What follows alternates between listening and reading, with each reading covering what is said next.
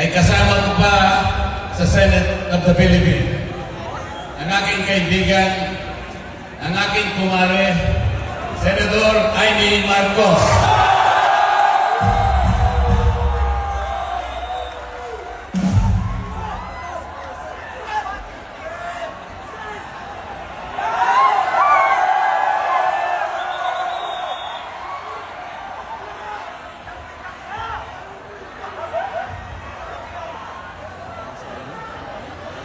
Magandang gabi po sa inyong lahat, mga mahal na kapatid.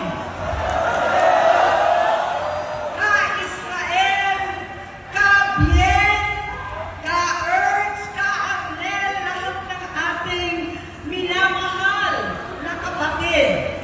Higit sa lahat ang classmate ko mula Congress hanggang Senado, Senador Manong Dante Marcoleta.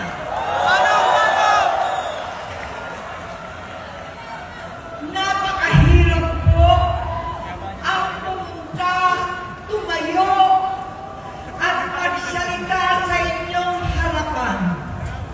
Pero noon pa man, alam ko walang madali kapag ikaw ay Marcos. Nanginginig ako at ang aking boses, hindi dahil ako'y natatakot sa inyo, kundi dahil nalulungkot po ako.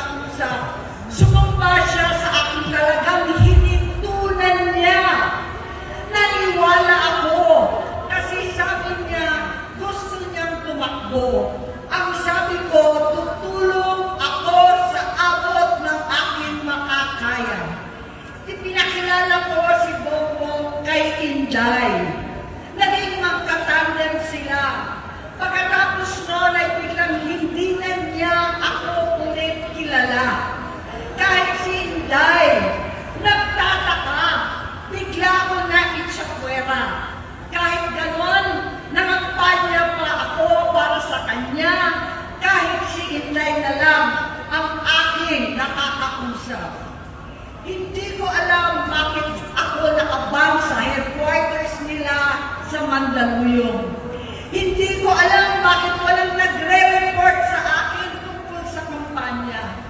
Sa totoo lang, masakit mang aminin, nung dinidisqualify na siya, halos papaboran ko na sana dahil may nagsumbong sa akin mula sa kanyang campaign team na gumagamit na naman siya.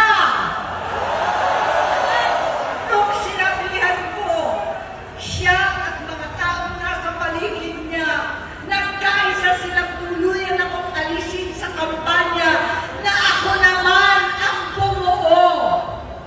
Sinabi nilang gusto ko na siya ay mag-disqualify para ako ang pumalit. Hindi totoo yun! Iniisip ko ang kalagayan ng aking kapatid at paano siya magsisilbi kung ganyan ang kalagayan niya. Pero pinaparating sa akin na hindi siya lulong at minsan na lamang tuwing nagpa-party.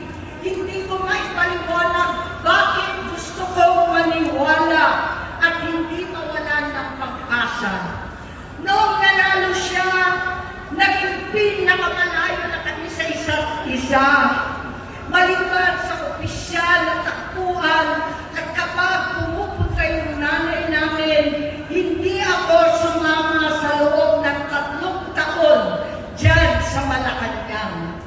Dahil lantaran na doon ang inuman, ang paggamit nila ng cocaine at mga bawal na gamot.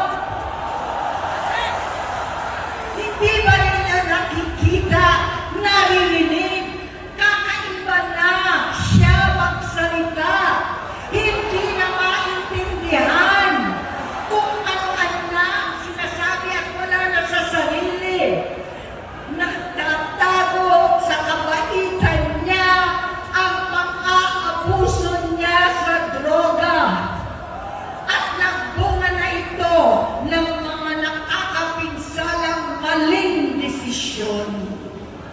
Hinayaan niyang kumilos ang mga nakatalibot sa kanya. Yung mga umaastang presidente habang nilululong siya ng mga ito. Hindi na kami nagkausap. Sa harap ng publiko, pinipilit kong magmukha kaming maayos. Pero wala na kaming koneksyon. Hindi ko hinihiling na maunawaan ninyo ako, lahat kayo. Sa palagay ko, ang makakaunawa lamang sa akin ay ang mga pamilya may pinagdaanan sa adiksyon, sa inom, sa sugal, sa alak, sa bisyo, higit sa lahat, sa droga. Pagkat hindi ko siya nakakasama kung aking loob na ipasok sa institusyon, ipagamot, iparihab ko na yan. Pero tuwing maghaharap kami noon, hindi kaya ng aking kalooban na gawin yon. Tuwing magsasabi siya sa akin na magbabago na siya, hindi ko siya kayang iniisin. Hindi ko kayang ipagkait sa kanya pagkakataon at pagbabakasakali, umaasa ako at laging nananalangin na sana, oo nga, nagbago na siya. Hanggang dumating ang 2024 at 2025, yung bisyo niya na ang dahilan ng pagbahak ng korupsyon, kawalang direksyon, at maling-maling mga desisyon. Walang accountability, wala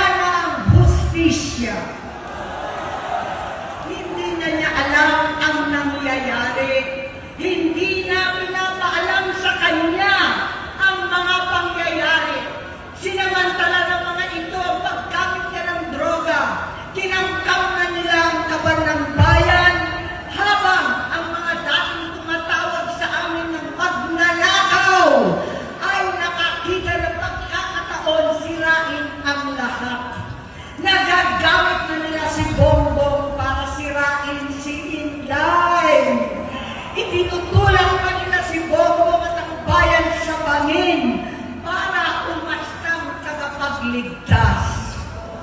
Mula sa pagtraidor at pagpapahamak kay VP Inday, sa confidential funds na kung tutuusin ang galing naman sa opisina ng Pangulo, hanggang sa pagpadukot sa dating Pangulong Duterte para itago na lamang sa ibang bansa.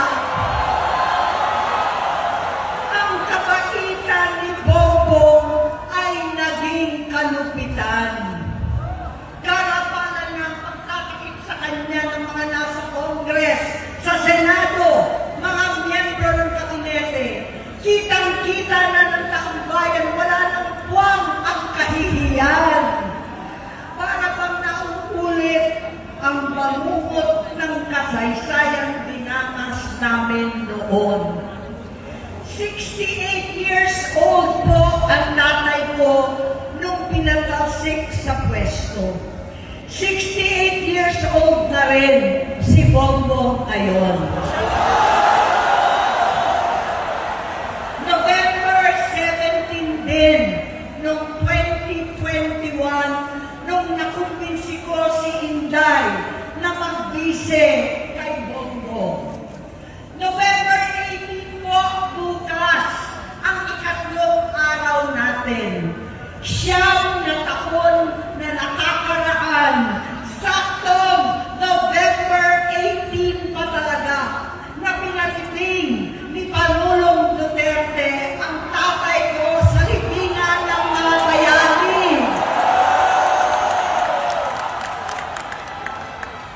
Halo-halo na ang aking nararamdaman, pero alam ko ito ang dulo at hangganan ng aking pagtitiis at pananahimik. Hindi na tayo mananahimik! Dahil nalaman ko pati ang mga anak niya ay nagdodroga na. Pinasusuklaman ko pa ang pag-alok ng mag-inang si Sandro ng droga ang aking mga anak at iba pang mga kamag-anak. Yan ang hindi ko na mapapalampas. Sa loob ng halos 4 na dekada, wala akong ibang pinangarap kundi maipakita sa sambayanan na hindi kami masamang tao. Hindi masama ang pamilya Marcos. Gusto kong ibangon ang dangal ng aking ama. Sa pamamagitan ng nagpagtatrabaho para sa bayan, sinikap kong maging mabuting gobernador, tinatawan, senador. Hindi ako halos nagpapahinga para makapag-iwan sana ng legasiya na kapag sinabing Marcos, nabawi na namin ang tingin sa nakaraan. Ngunit sa kagustuhan kong maging responsableng anak, matupad ang pangako ko sa aking ama, nabigo akong maging mabuting kapatid. Naging mahina ako kay Bongbong. Sa kapulisan at sundalo, sa lahat ng mga leader at tagapagpatupad ng batas, siya ang Pangulo natin ngayon. Sinabi ko kung anong kalagayan niya ngayon. Tulungan niyo akong mapabuti ang kanyang kalagayan. Tulungan niyo akong matulungan siya. Hindi niya ako kalaban. Ang kalaban niya ay ang sarili niya. At nadadamay ang bansa sa laban na yan. Bilang senador at lingkod bayan, batid ko ang mga problema at gaya ng bayan, alam ko rin ano ang solusyon. Sa pagkakawatak-watak, patuloy na pamumulitika, pagnanasa sa kapangyarihan ng mga talunan naman, kaguluhan sa Mindanao, alanganing giyera sa China at Estados Unidos,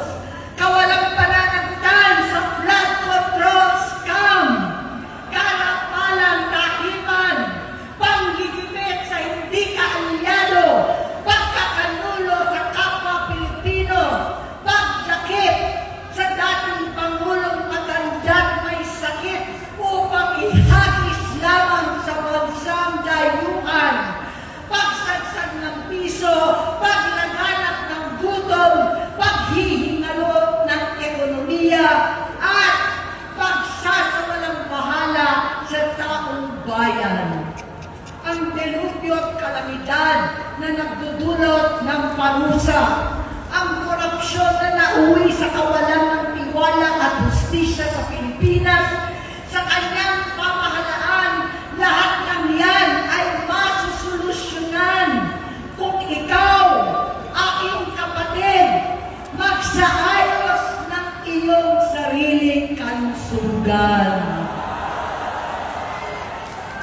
Kapag humupa ang ingay sa politika, kapag umuwi na kami sa aming pamilya, hindi bilang senador, kundi bilang ate, bilang si Manang Aimee ni Bonget, kaya ito sasabihin sa harap ng taong bayan, sa harap ninyong lahat, at sa harap ni Bongbong. Bonget, magtatatlong taon na tayong hindi nakakausap.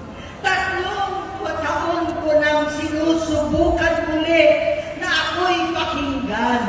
Siguro ngayon ay makakarating ng buo ang gusto kong sabihin. Walang mababawasan, hindi madadagdagan. Bongbong, nag-aalala sa'yo si Manang. Tuwing nakikita kita sa TV, gusto kitang puntahan. Napakalaki ng pinagbago mo. Itsura, pagsasalita, takbo ng pag-isip. Minsan, napapatanong ako sa sarili ko, ikaw pa ba yan? Si Bongbong ba talaga yung nakikita ko?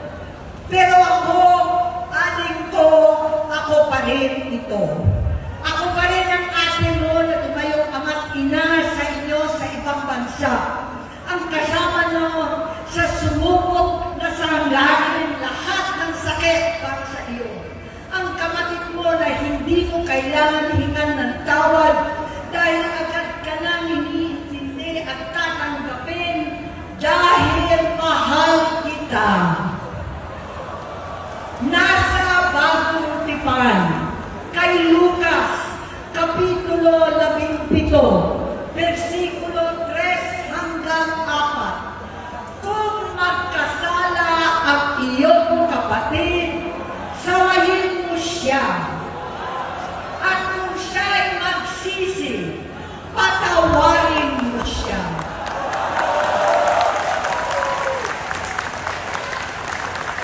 Tama na, ading ko. Tapusin mo na ang paghihirap mo at ng bayan. Gaya nung umalis tayo sa palasyo, kaya mo pa rin hawakan ang iyong kamay, huwag kang matakot. Malaki na ang dulot sa iyo ng droga. Sinisisi ko ang sarili ko dahil hindi ako nakinig sa mga sumbong. Hindi ako nakialam. Hindi ako maniwala. Pero hindi pa huli ang lahat. Tama na, ading ko. Magpahinga na tayo. Umuwi na tayo. Magpagamot, magpagaling at nangangako ako. Hindi ako malilingan, hindi ako magkukulang.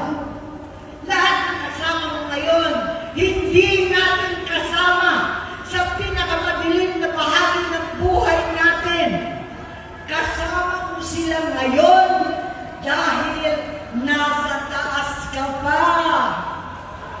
Ako at ang ating mga tunay na kapatid dito sa Luneta ang kasama mo. Kahit magdilim ulit ang lahat. Sa likuran mo ang iniisip at ibinubulong lang ang misyon.